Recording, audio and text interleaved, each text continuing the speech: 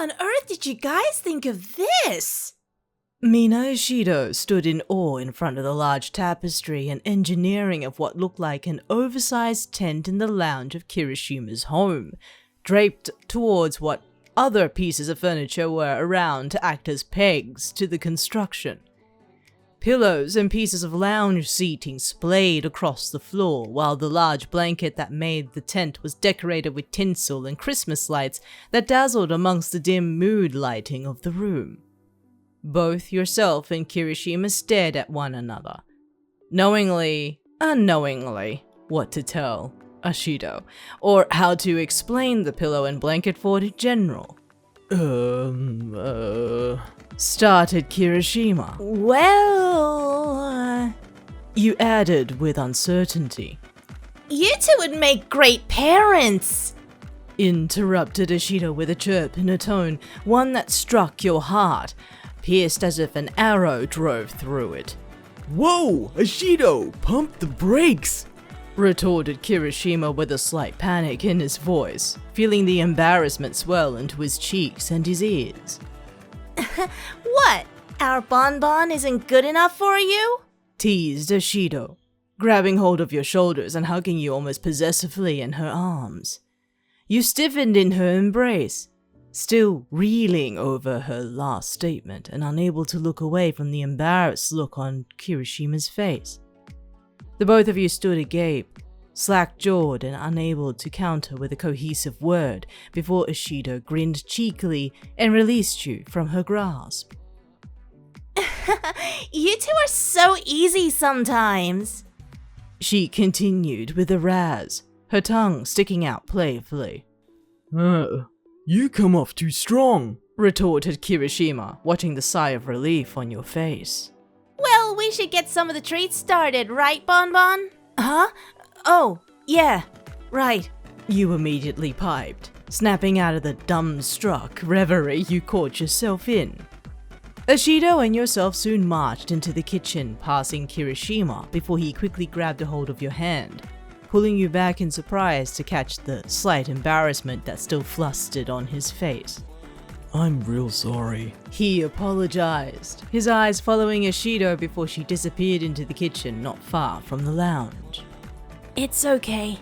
You replied in a low whisper. Go get your cheer on. I'll be fine with her. Skeptical and laced with concern, Kirishima slowly released you before he made his way to his room, where his change of clothes were ready in wait.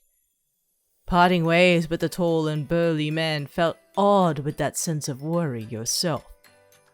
You noticed how nervous and agitated Kirishima had been ever since Eijirou entered his home. For whatever reason it may have been, surely it was her natural flair and charm that flustered him about you. Maybe. Turning into the kitchen was met with a colliding turn of events, finding Eijirou immediately slipping a headband on your head, the jingle of sleigh bells catching your ear while you jumped in surprise. She perked with a smile at the sight. Reindeer ears suit you, she chirped with a grin. You only sighed in defeat at her antics, the bells chiming with a slight nod of your head. Huh.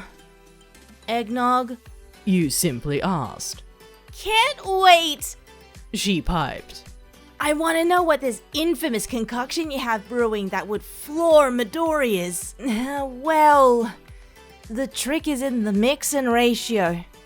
You explained while pulling out the now chilled ingredients for the drink. But just in case, I'll make a small non-alcoholic batch. You snuck a glance at Eijirou, who queried your notion with a turn of her brow. Just in case. Fine. She concluded before she pulled out the large jugs for the mixing to begin. Thankfully, everything else was ready for the night. Dinner, snacks, and some Christmas-themed favors, yet you volunteered to create the dreaded drinks, having agreed with Kirishima earlier to help spice things up.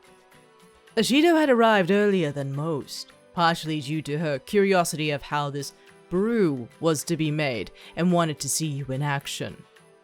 Honestly, it was something you had time to research on before attempting to create the eggnog. But her presence was almost comforting while she helped pour and mix carefully in order for some success. A jug or two were successful before you created your non-alcoholic batch, much to Eijirou's dismay. Based on all that you had witnessed with Kirishima's friends, you couldn't entirely trust how rambunctious they may be. Precaution was key, after all. That much you were certain. How's it going? Called out Kirishima while he peeked his head into the kitchen. It's looking great! Replied Eijirou with a smile while you turned your eye towards Kirishima, noticing him in a dark red jumper now that he had changed for the night. It wasn't long before she maneuvered around you effortlessly before slipping a pair of reindeer ears atop Kirishima's head. Now you're a matching set. She chirped, watching the ears stand against his red hair. You stiffened from the remark, returning back to making the eggnog in hopes that Kirishima didn't catch your reaction. Lately, with the merriment and cheer growing over the season, you found Eijirou to be more forward with her not-so-subtle suggestions. She had put you and Kirishima in the spot multiple times, even suggesting if you both should accompany Bakugo and his fiancée to their nuptial shopping trip.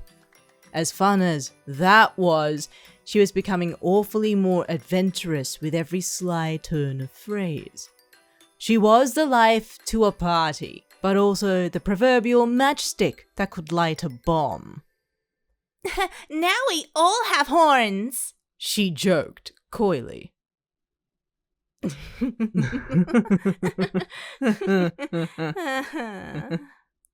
That broke the ice, chuckling while Kirishima smiled, glowing in the warm light. The night slowly crawled to a start after the guests had begun to trickle in, firstly hearing the familiar irate tone of one such guest by the front door, and soon by the lounge without fail. Are they trying to kill us? It queried as soon as you finished pouring the third jug for the night. At least not quickly, you answered from the kitchen. Bonbon's going to wipe the floor with these, added Eijirou. The two of you eyed one another after she greeted the guests with a wave, sharing a chuckle before locking away the jugs into the fridge, filled to the brim with all sorts of food for the night to follow. Everyone that was sent an invite arrived, except for one couple. That was Kaminari. But in hindsight, Kirishima was informed and had heard that the blonde may make an appearance later tonight, depending on his tracking. Filled with food and merriment, the pillow and blanket fort stood strong and tall, while everyone sat underneath it, fueled by conversation. The main event began when Kirishima and yourself handed out your Secret Santa gifts, immediately revealing to be both Bakugo's and his fiancée's, respectively. As strange as it was, you felt the need to break the $20 rule after an epiphanous notion to reach out to Ida's head of research and development for some gifted items. Needless to say, Bakugo still wasn't pleased after the thoughtfulness behind the gift, but this took a turn when he handed his Secret Santa gift to you. Merry Christmas, extra. He mumbled with a pout. The gift bag hung by his fingers before you slowly took it from him, a little apprehensive but also finding a small gift inside. You immediately ripped into its wrapping to find something that definitely was not worth less than $20. Kirishima peered in your lap, finding that a pair of noise-cancelling headphones sat there, one of the best brands to say the least, and ones that were suited for exercise. Yet you never had discussed with Bakugo about your own daily routines. I knew you liked them, harped Kirishima with that toothy grin he was famous for, lightly punching Bakugo in the shoulder. Shut up, shitty hair. Stop making a big deal out of it, snapped Bakugo, noticing a slight flush on his cheeks, you wondering if that was the eggnog or otherwise. Sounds like you're digging your own grave.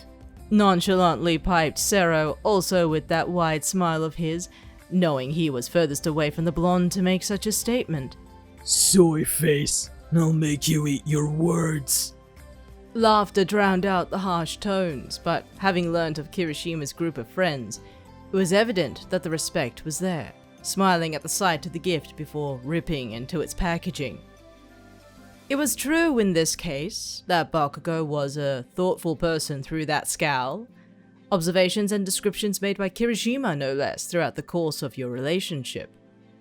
And in a way, receiving such a gift from Bakugo himself only filled you with joy. He had accepted you, even though he didn't know how to show it. The night continued on before realizing that the eggnog was starting to take effect. Most of the guests became rowdier, and you even noticed Sero's +1 loosen up during the night, at least drunkenly, while their arms draped over Sero and coyly made remarks both teasing and in jest. Even more surprising was Bakugo while his shoulders loosened from the stiff and stern demeanor he displayed, always with a hand somewhere on his fiancée. You felt the effects of your eggnog yourself, joining in the cheer of the Christmas spirit before a large hand propped you up onto your legs, inviting you out from underneath the covers of the pillow fort. Kirishima kept you steady while you made your way just shy from the lounge, standing in the hall alone together. The chatter of his friends crooned in the room next door, until your sights landed on Kirishima, who was surprisingly sober. Thumper, are you feeling okay? He asked, eyeing your little sway on your feet. Never felt better. You replied happily, hoping to keep your tone uplifting and less drunkenly. I should start serving the virgin eggnog before things get a little too loud. Did you tell Bakugo I needed a new pair of headphones? The question caught Kirishima off guard, pulling back a little from the drunken state you were in. What makes you say that? I don't know. Call it intuition? The languid tone in your voice only spurred Kirishima into thinking perhaps you weren't fully aware of the situation. However, his nervous grin spoke otherwise, suffering from the speculative stare you gave him between your rosy cheeks. Still, he chuckled at the sight.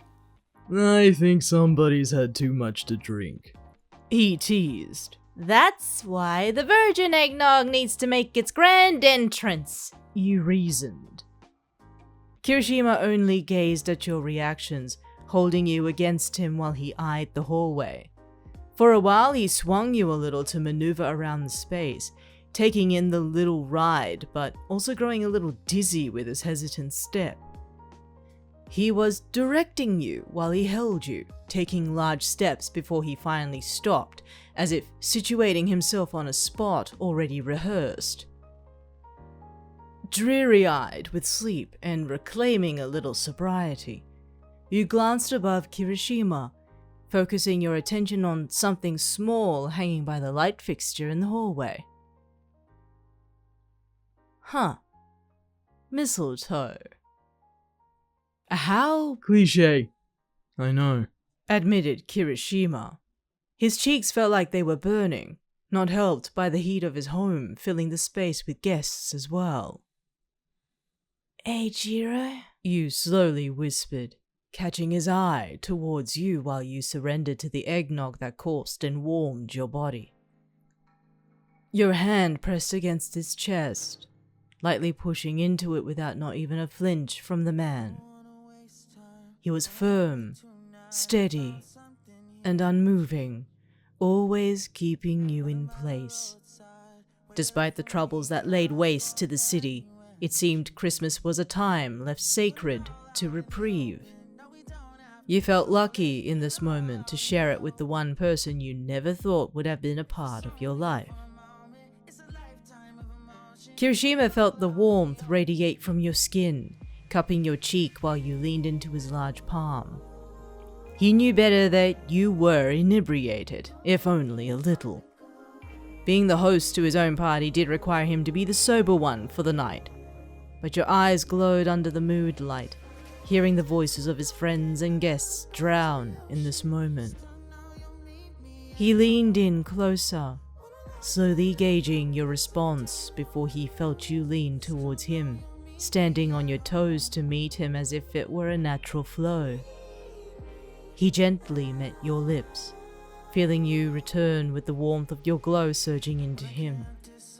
His large arms wrapped around your waist to pull you in, never wanting to release you. He only wanted you.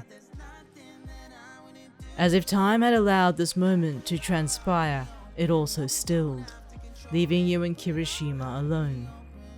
You never wanted this moment to disappear. You only wanted it to last forever. Trapped together, like many times before. Started Kirishima, his hesitance clear. I love you. You uttered softly, your eyes locked onto his, hesitant still before his toothy grin returned with a soft curl. Beat me fair and square, he remarked, nuzzling into your forehead. Love you, Thumper.